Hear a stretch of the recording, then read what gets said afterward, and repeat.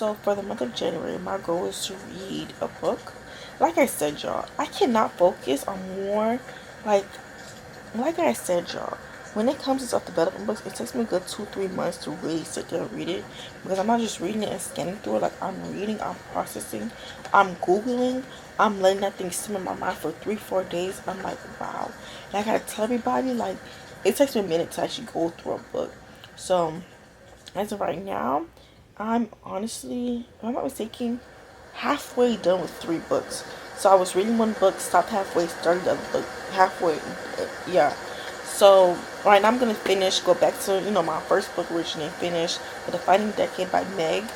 I'm finishing that book, and it's, y'all, I really like that book. Like, that's one book that I had to sit down and just kind of reflect on, because like I said, I sit there, I let the thing simmer, okay? And I haven't picked up that book since like October, November, okay?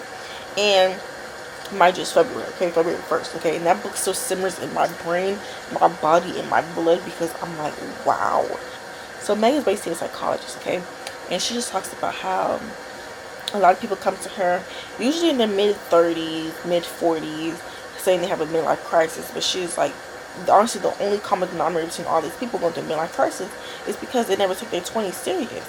I mean, your 20s, yeah, have fun, cool, cool, cool. A lot of people, they think their 20s is just to figure out what you do in life, or you just go with the flow of things. No, your 20s is to go hard. Like, if you don't want a hard life in your 30s and 40s, you gotta go hard in your 20s. Like, it's just like, people, they think they can skip steps, but no, you gotta go hard in every decade you're in.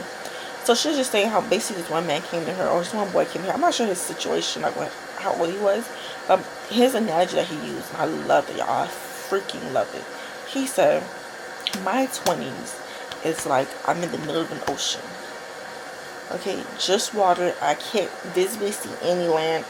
Literally deserting the middle of the ocean by himself, just paddling. Okay, and he's like, I don't know which direction to go to get to land. Of course, I don't know if I should go this way, this way, this way, because I'm not sure where it's going to lead to. And he's like, I compare this to my 20s, because in his 20s, it's like you know where to go. Like, you could be a freaking farmer. You could go behind you and be a freaking like canoe. You could go to the side and be like a freaking like college teacher, like a professor. Like, he doesn't know which way to go.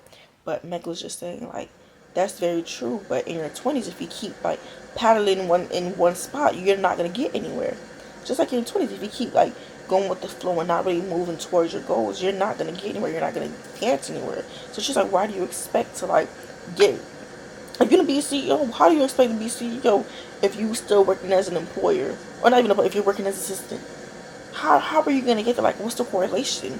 And I'm like, dang, what I would snap. And she was just like, the only way that you're gonna know, what you like, if you wanna be a farmer, if you wanna be a freaking like astronaut. I think the only way you're gonna know what way is the right way is if you actually just move. Like, if you go this direction, you go out, go out, go out, you see, okay, you know what? At this point, like, this is not for me. Like, turn around and just do something else. But she just says, like, it's the fact that a lot of people, what they do is they just sit in that one spot and they just let it simmer, or they like go with the flow of things for too long, where it's like, I really don't know what to do. Like, that's basically saying like, oh, I'm too scared to make a move because I'm not sure which way to go. But if you don't make a move at all, you're definitely not gonna get anywhere. If you try to make a move, you're gonna get somewhere in life. And I'm like, dang, but I think related with me so bad, because it's like, I feel like right now I'm going through that dilemma of, I'm not saying I don't know what to do. I know my end goal. I know my end goal is to own a salon. Like, I'm being honest, I would love to own a salon. Okay, that's my end goal. Of course, I have I have a little husband and kids. Okay, but it's just the in betweens for me. Like, I'm not sure if should go to school to get my MBA. Like, that's why I applied for, FIU, and just got into the MBA program, but just to build my knowledge more on business and what to really do. Like, I'm not sure if I should get my MBA or go back to grad school. I'm not sure if I should start working as a hairstylist, build my way up. But I'm not sure if I should just take my cosmetology board exams, take loans out, and just do my salon. Like, you just, or even like I should even, or I'm also not sure if I should like work as a salon assistant right now. Get from other companies like the knowledge and just everything that they do there, and then put into my salon. Like, I'm just not sure which way to go. But like Meg said, if you just stay in one spot, you're never gonna know which way to go, because like it's a definite no. Like, that's like saying, oh my gosh, it's a famous quote. I can't think, but basically they're saying like, if you ask, or that's the thing, if you give up, oh man, y'all, that quote is so rare. I have to find that quote. I have to. It's like it's basically saying like, if you try, okay, that's it. It's basically saying like, if you try to make something work, oh gosh. So I forgot what the quote is, y'all. But it's basically saying like, if you try to make something work, then the possibility of you actually getting that is, it's a 50-50 chance. But if you don't try, then the answer is a complete no, because you didn't do anything. And I'm like, dang boy. But that book, y'all, the book is really good. I honestly challenge anybody in their 20s to read that book. Like, that book left me in so much shock. I picked up another book because I'm like, dang boy. The next book I picked up after that is How to Get My Goals. The book is, what is it? The book is Smart Goals, how to get everything that you want in this lifetime. Because Meg, she laid it on me. She said, you know what? If you don't get what you want, you're going to be exactly where you're going to be. You're going to be stagnant. And I'm like, you know what? That's very right. So the next book I picked up was literally how to get what I want.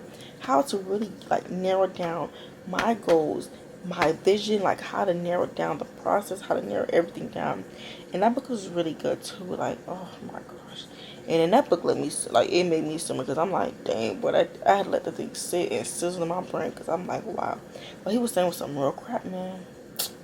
Man. And he kind of basically, honestly, what he said in the book, I'm actually like using it right now, because he was just saying, same thing, like when it comes to your goals, you have to break it down. Like, you cannot just sit here and be like, you know what, with my goals, I'm going to accomplish 18 things this year. But he's like, break it down into quarters. So do like 3 a quarter, or do like 4 a quarter, and pick it up like that. Because if you try to do all 18 things at once, you're not gonna get there. Alexa, lower the volume down by 3.